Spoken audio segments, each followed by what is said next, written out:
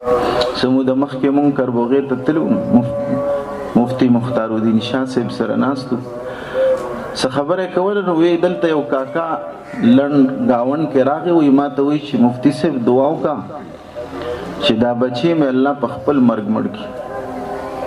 وی ما ورته وی چې کاکا داسې کې خلک راځي مونږ باندې دعا کوي خپل بچو ته، اته ما باندې خپل بچی ته بد دعا کوي چې خدای په خپل مرګ مړ کړي.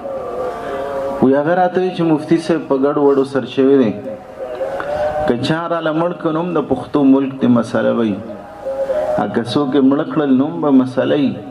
وایي زه دعا کوم چې په خپل مرګ مړ شي. ما وی د دې مور پلار عزت محفوظ شي چې کله بچي دیندار وي، او کله چې بچي دیندار شي نو د مور پلار ته اطمینان او سکون ملاوي. که دې د شپې ناوختم کې دا پلار مطمئني، دا مور مطمئني، دی وی مړه داغه نور څه کار دی، خو چېرته جومات کې به ناست دي داسې وایي که نه.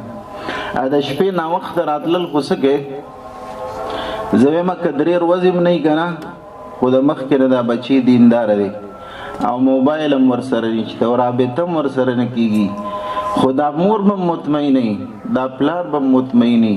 او تاسو وایئ څه به وایي؟ وایي چېرته سیروزې له به تلي نو داسې به وایي که نه. مړه وایي داغه نور څه کار دی. تاسو رښتیا وایئ دا د بچي د دیندارۍ د وجې نه چې د مور پلار ته کم اطمینان ملاویږي، دا اطمینان به دا د بچي په ډیګرۍ دی واخلي نشي غشي. دا اطمینان چې د مور او پلار ته ملاویږي دا د بچي په لوی کاروبار دی اغستی شي. دا اطمینان او سکون چې ورته ملاویږي نو دا د دې بچي په ډیرو پیسو ګټلو ملاویږي نه، دا به هله ملاویږي چې دا بچي دینداري. د دې وجه نه نبی علیه الصلاۃ والسلام فرمایي ادبوا اولادکم علی ثلاث خصال، د خپل اولاد تربیت په درې خصلتونو سره وکړه. چې قرآن و حدیث کې خو ځای په ځای ګڼې خبرې راغلي، خو دې حدیث کې نبی علیه الصلاۃ والسلام درې خبرې فرمایي.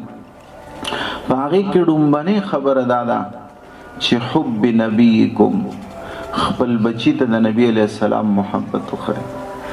ځکه که نبی علیه السلام یې وپېژنده اوس په پلار پیژني، اوس په مور پیژني، اوس په مشر پیژني او کشر به پیژني، ځکه دا د نبی علیه السلام په جون کې دي. نبی علیه السلام په جون کې که نبی علیه السلام یې ونه پیژني بیا څوک نه پیژني.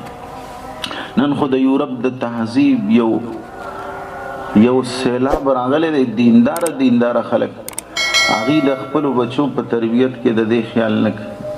هسې تاسو یو خبرې ته خیال کړی دی دینداره خلک او بچی ورته په انګریزۍ کې نوم وایي، څه وایي ورته؟ پاپا، او مور ته څه وایي؟ ماما. نو که یو سړی په امریکا او برطانیه کې پیدا دی، مسلمان دی او انګریزي ژبه ده او مور ته ماما او پلار ته پاپا وایي، خو څه ګناه پکې نشته. یو مفتي هم دا نه وایي چې ګناه پکې نشته، خو چې تا سره خپل بچی ټولې خبرې په پښتو کې کوي، دا نوم به درته په انګریزۍ کې الي. دا ولې؟ د دې مطلب دا دی چې د هغې د تهذیب نه متاثر دی دا پلار. نو چې د هغې د تهذیب نه متاثر دی او دا بچی دی د هغې په تهذیب باندې د ابتدا نه واچو نو بیا ګورې لار ډېره خطرناکه. بیا آخره کې دا بچی ور سره سلوک هم هغه شانتې کوي کوم چې پپا او ماما والا د خپل مور پلار سره، او هغوی ور سره څنګه سلوک کوي خبرې. هلته به هر ملکونو کې وله ځای نه جوړ کړي دي چې کله پلار بوډا شي او مور بوډۍ شي نرسنګ هوم ورته وایي، اولډ هاوس ورته وایي، هغې ته ولیږي. د هغې نظریه دا ده چې بس دا د معاشرې اوس بیکاره فرد. شیخ الاسلام تقی عثماني صاحب لیکلي چې د هغې په تقلید کې په کراچۍ کې هم یو اولډ هاوس کولو شوی، او دا کراچۍ د اولډ هاوس خبره ده یو مسلمان بچی پکې خپل بوډا پلار داخل کړي.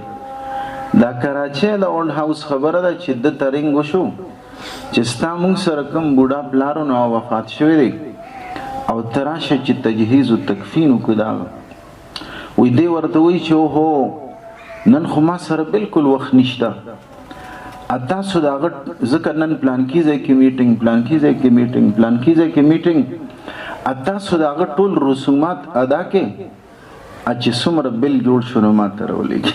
الله بیا ګوره پپا ماما والا داسې کوي او هغه بیبي دا جیواله څنګه کوي خبرې سعودي نه ولا ځان را رسوي که نه او د لاک ټیکټ په 2 لک اخلي که نه او دلته خلکو کې یو فکر یا لکه جنازه ایثاره کوي او بس پېښور ته راورسېد پلان کې ځای ته راورسېد او هغه منډه وایي چې یو جلک دیدار حکم د دې خپل پلار.